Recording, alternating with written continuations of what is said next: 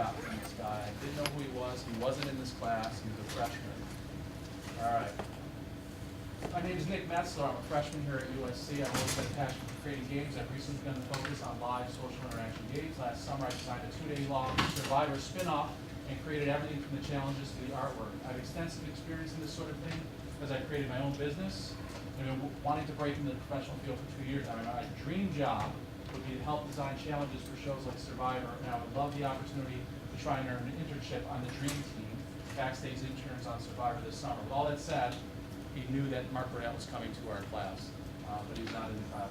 I plan on speaking to Ms. Burnett after the event, but I thought, could I meet him? But the last line is what sort of struck me. Thank you so much for setting this up. It could change my life. So forward it to Mark Burnett before he came. Let him know that that Nick was coming, and go to the next email, which is after the event, and then Nick will go from here.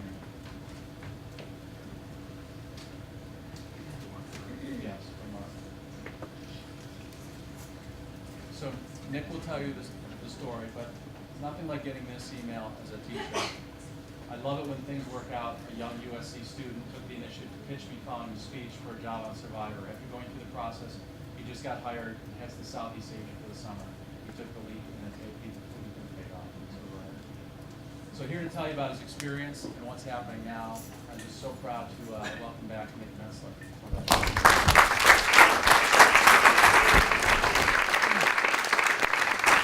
All right, guys, I'm here to talk to you today about making your vision into your reality. A lot of presenters in this class have talked about making your vision. But what does that mean if you can't turn it into a reality? So I'm going to start in the very beginning. Back when I was in grade school, I used to be a pessimist. Everything in life sucked. Like, nothing went right for me, ever. And one day, my dad said something to me that totally changed my perspective on the whole thing. He said, Nick, because you think you suck, you believe you suck, and now you do suck. So what you have to do is start believing that you're a winner. Start believing that you're good for this stuff, and start believing that you can strive for something better. And without even realizing it, I found Simon Sinek's Golden Circles. And his talk is about start with why, if you guys have seen the TED Talk, which I know a lot of people have. And it basically means when you start with why, you can define your passion, and then that will achieve any how, and then it just depends on whatever you want to do, the what. And so my why is enjoy life every single day. Very simple. Every single day I strive just to enjoy life in any way possible. How? I make sure I'm living in the present while I'm constantly planning for the future so I can have as much enjoyment now and then even more in the future. And then what? Just happens to be my passion, games and challenges. So that's how I enjoy life every single day. So basically, this is my board game Squashed. I've been developing games and challenges for my entire life. At this point, just trying to enjoy life every single day. And eventually, when I was a junior in high school, I ended up winning a competition in like a science fair toy and game thing. And my board game got licensed. So I've been producing that as well. But as much as I loved board games, I also wanted to do live all-action challenges. So that's when I started getting into Survivor. And you guys know a little bit of that story already. But when I got into making challenges for like my own spin-off Survivor TV show, not TV show, spin-off Survivor, just events for my friends, I had so much fun that I decided to just create 2 incredibly like 16-hour long, full of challenges that I'd created, Survivors. And had so much fun doing that, I realized that was my passion in life. And I had to find some way to work on the show. So I literally spent every single day for like the next year and a half talking to every single person I knew. I kid you not, it was every single person I knew. I asked them anything about just if they had any contact within like any reality television show, just anything to do with television.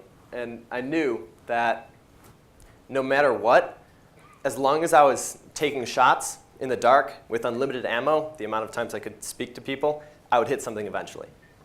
And I found out about Mark Burnett's presentation on a fluke, actually. I was walking through like a Marshall Business Involvement Fair.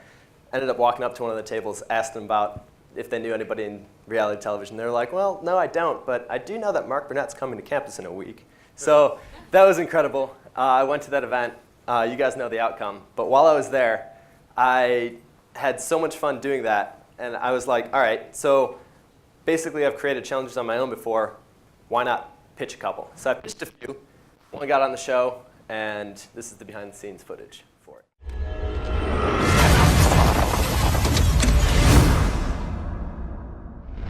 All right, we are here at the rehearsal for Mazed and Confused at Survivor Cagayan. It is our 28th season, and almost every single challenge has somehow involved this guy right here, John Kerhofer. But what's amazing is this year's Dream Team not only kicks ass, this challenge designed, created, conceptualized from a Dream Teamer, this man right here. Look at that, anything can happen.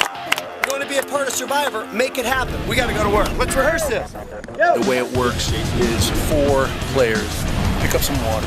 They throw it to a series of people who put it into a bucket on a teeter-totter.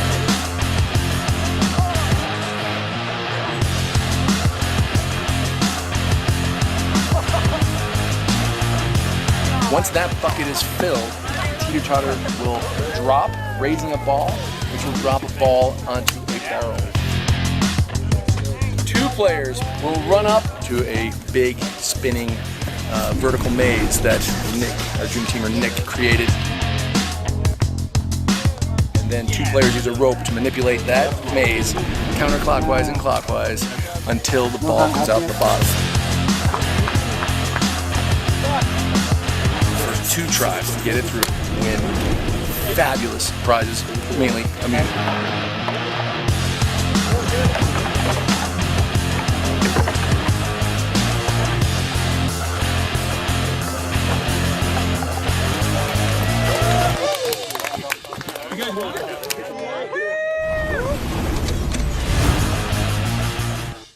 All right, so that was my passion.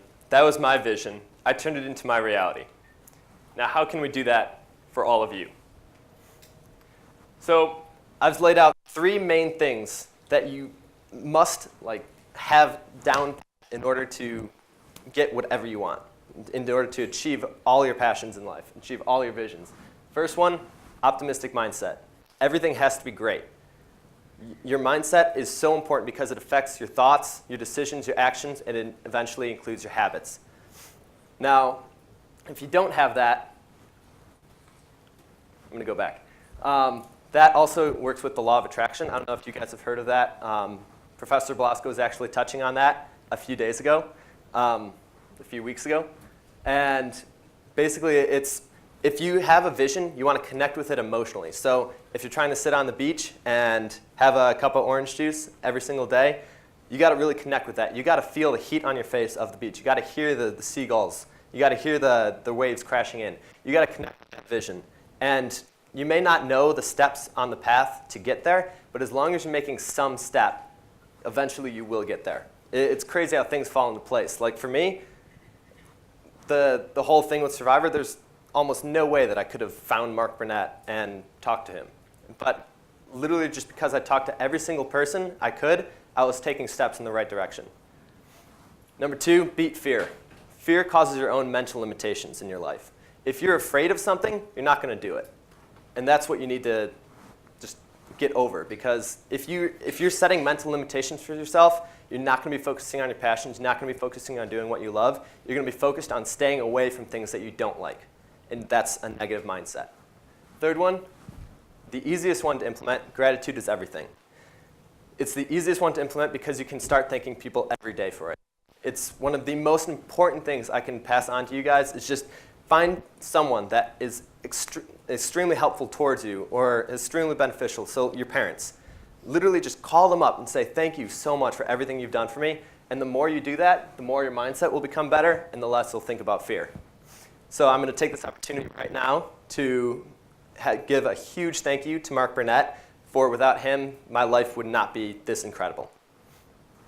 Gratitude determines your reputation. And there's an old saying that, not really old, it's more new, that it's not what you know, it's who you know. Personally, I disagree with that. It's not who you know, it's who knows you and what they know you for. Because if you know somebody, you can ask them for something, but if they don't know you back, it doesn't mean anything. But if they know you, they'll come to you and ask you based on what they already know about you, your reputation. So if you're continuously grateful,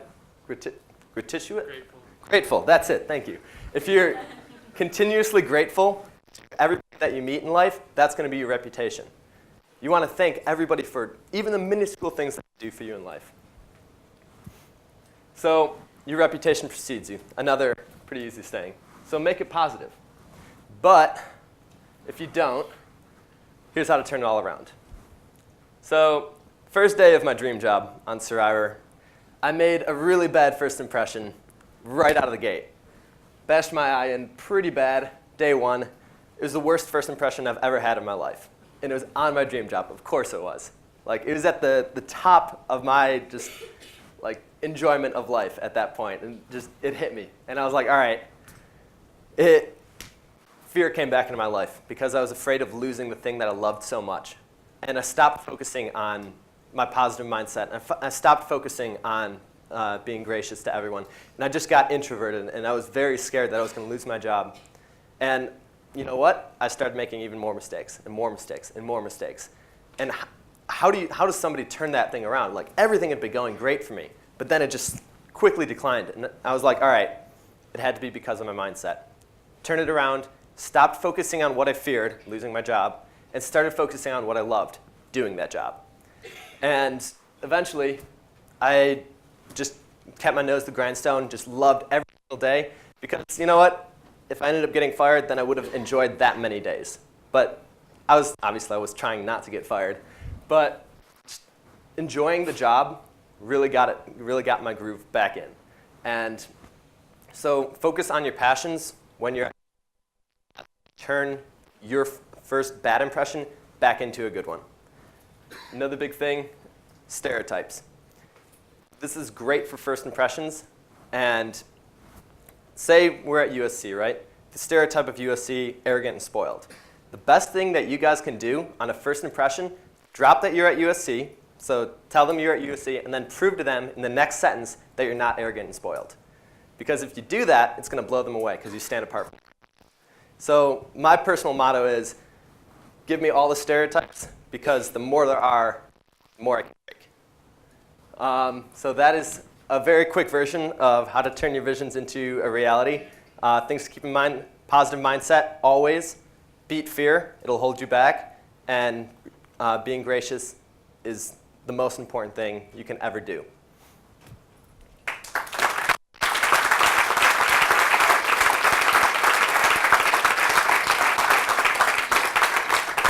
We don't have time for questions, but I want to ask you, what did you get asked to do over spring break while people were traveling and partying? Yeah, a few days before spring break, my boss, John Curruffer, he was the person on the video explaining the challenge.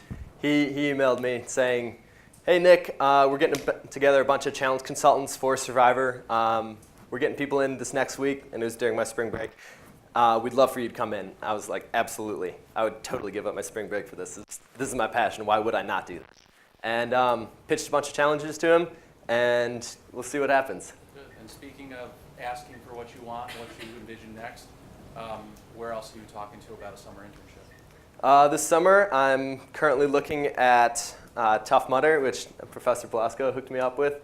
I'm also looking at a couple carpentry jobs out in Chicago, because I'm pretty big into that. I would love to go into that after Survivor.